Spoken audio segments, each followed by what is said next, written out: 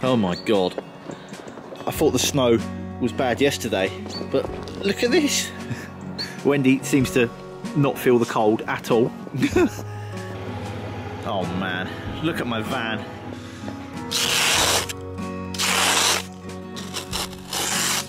Maybe we should go sledging instead. I've finally made it to the workshop. I've not been able to get here for a couple of days because of this. Look at the snow. It is absolutely freezing. It's insane. Wendy is having a great time. She's loving it. Aren't you, Wendy? Yes. Yes, yes, yes. Yeah, mad as ever. Very good. Let's get back inside.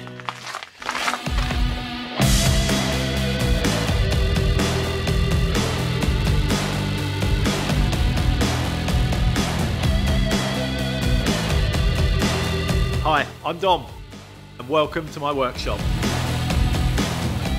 Oh, not that it's actually any warmer in here. When I've come in this morning, literally my welding bench, the metal was frozen. It's so cold.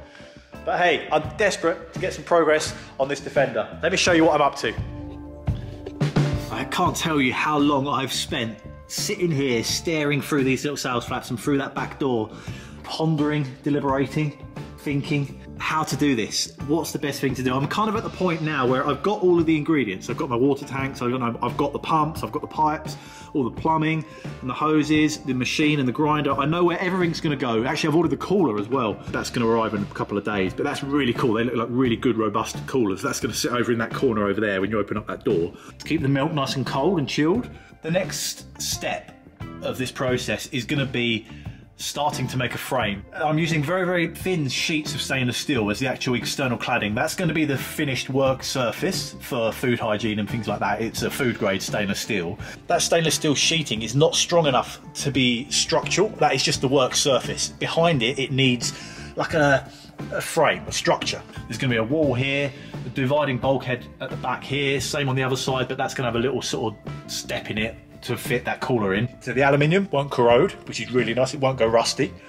And then all the hardware is going to be stainless steel, so that won't go rusty either. I'm sort of trying to think about, obviously this is going to be used in Devon and Cornwall. The salt in the air from the sea causes things to go rusty. So anything I'm doing, I'm trying my best to prolong its life so it will last as long as possible. There are set gaps. This is where it all starts getting complicated because these machines, to get the certification and safe to be able to use them, there's certain restrictions. It needs to have air gap around the top. There's vents there, there's vents on the top. So there's some restrictions there that I've got to work with. Everything is going to come from that one central bar. That is my main vertical line. If I get this slightly wonky, everything else is going to be off. And then when I come to clad it in the stainless, it's going to be a nightmare. So I need to spend a long time now measuring, double checking everything. Better stop talking now and get on with this welding.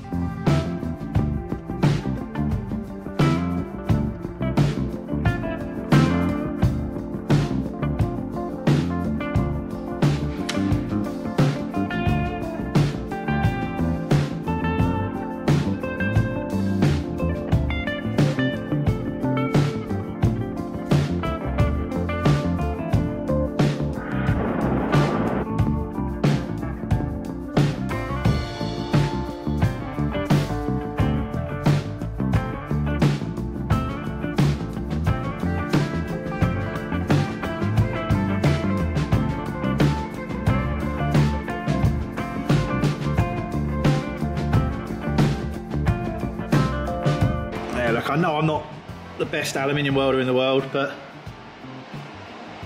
that's okay, isn't it? So what's this laser show going on?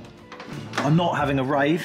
So this red light is a laser, and that is self-leveling, so that keeps itself perfectly vertical, no matter what happens. Obviously when I'm standing in it, it's going to tip it over, but so that gives me, if I line that up, that gives me a mark on the ceiling. So I'm going to drill a hole there, drill a hole there, and bolt that on. It makes me cringe a little bit having to drill holes in original panel work, but got to be done. I have checked underneath, there's no wires running right below here. That would be a disaster. Bingo. They're just my little initial pilot holes, and that is going to sit bang on there. Look at that, bang in the middle of the line. Those holes all line up. And up the top, I haven't drilled these holes yet, but that's going to sit there.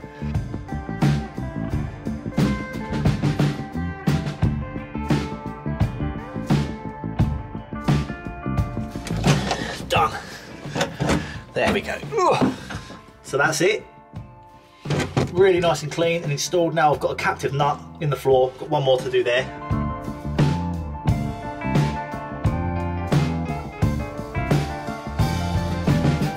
Look how perfectly they lined up. Right on that support, that strengthening rib under there. Either side, it couldn't be better. That's absolutely brilliant. That is called a riv nut. These are brilliant little things. So it's got that little flange on it, and inside there is threaded. And that's M6, these ones. They're stainless steel as well. And these are what I'm using to attach that aluminium structure to the actual body of the Defender. Anyway, I'm drilling as few holes as possible, but anywhere I do have to, I'll be putting one of these in. You drill a hole, just the right size, and they've got this kind of knurled edge. So you push that through the hole, then the flange sits on the front, so that's all you see on the outside. And then underneath, it works a little bit like a rivet, the back side. Can you see what's happened? You use this tool, this big thing, you close these two jaws together, you screw it on the end, close those two jaws together, and it kind of crushes it. So you can see that little mushroom bit there on the end, on the inside. And that's basically grabbed this sheet material and it's squidged it between it. Like the same way a rivet works, it's crushed it and expanded it. So now with that flange on that side, and that pushed out mushroom on that side, there is no way that riv nut can get out, and the little knurled teeth there grip it so it can't spin. So I just need a few of those carefully positioned on the body, and that is going to make a really nice secure fixing. So I've got M6 bolt. It's so cold, I can't feel my fingers. So then I can just from the surface, I don't need to get to the back side with a nut or a spanner or anything like that. Just from one side, I can fix the bolt through. So that's how I will then bolt on my structure. Really clever, nice, neat, simple way of fixing things to sheet material. So there you go. Now if everything has worked out, my maths have worked out correctly, they line up there perfect. I'll get a couple of bolts in there and then we're good to go on the top.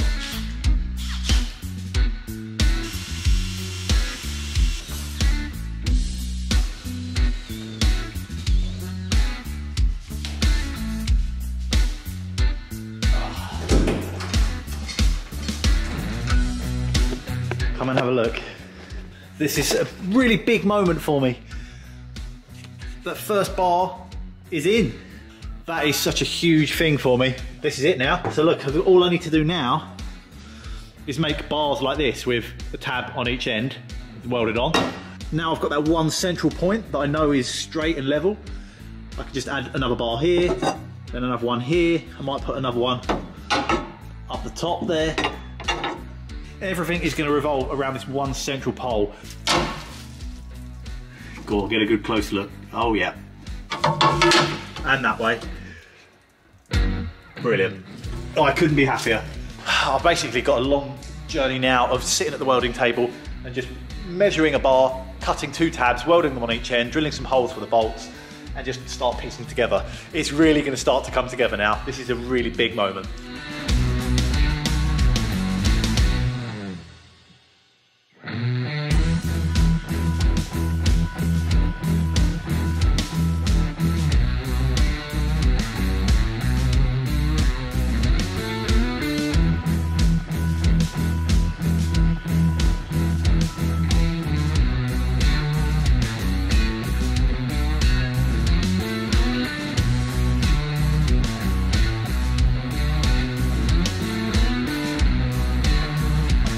I think this is probably a good time for me to call it a night. It's getting late and I'm absolutely freezing, but it's been a really successful day. I'm so pleased. I've actually got a good few pieces of the structure in now. The plan that I had is working, which I'm really pleased to say. And I think you can really start, now I've started adding these other couple of bars.